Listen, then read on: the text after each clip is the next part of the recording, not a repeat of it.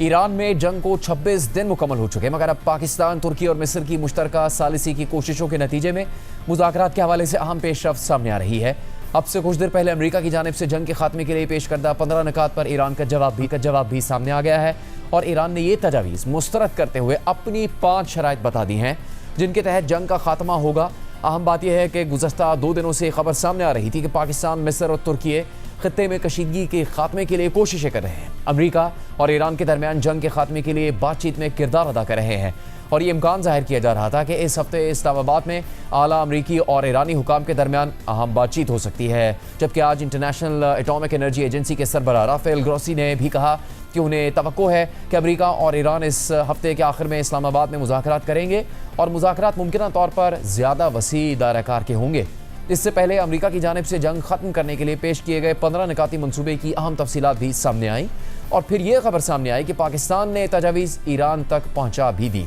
फिर ये इम्कान जाहिर किया गया कि अगले 48 घंटों के अंदर अंदर इस हवाले से अहम ब्रेक थ्रू भी सामने आ सकता है। मगर इसके थोड़ी ही देर बाद ईरानी मीडिया ने खबर दी कि ईरान ने अमरीकी तजावीज़ को मुस्तरद कर दिया है और जंग के खात्मे के लिए ईरान की अपनी 5 शराइत भी सामने आ गई हैं। साथ ही ईरान की जानिब से अभी भी अमेरिका की संजीदगी पर सवालात उठाए जा रहे हैं और ईरानी हुकाम को के माजी की तरह एक बार फिर ट्रंप इंतजामिया मुज़ाकरात के बहाने ईरान पर हमले की नई तैयारियां कर रही है। इस हवाले से ईरान की प्रेस टीवी के मुताबिक ईरान के एक सीनियर सिक्योरिटी ओहदेदार ने बताया है कि ईरान ने अपने ऊपर मुसल्लत शुदा जंग को ख़त्म करने के लिए अमेरिका के प्रपोजल पर मनफी जवाब दिया है और कहा है कि जंग का खात्मा ईरान की अपनी शराइत और वक्त के मुताबिक होगा। पेश करदा प्रपोजल की तफसीलात से आगाह ईरानी ओहदेदार ने मजीद बताया कि ईरान अमेरिका के सदर ट्रंप को जंग के खात्मे के वक्त का तयन करने की इजाज़त नहीं देगा। ईरानी ओहदेदार ने मजीद बताया कि ईरान जंग को इस वक्त ख़त्म करेगा जब वो खुद फैसला करे और जब उसकी अपनी शराइत पूरी हो और ईरान अपने दिफा को जारी रखेगा। जब तक उसके मुतालबात पूरे ना होंगे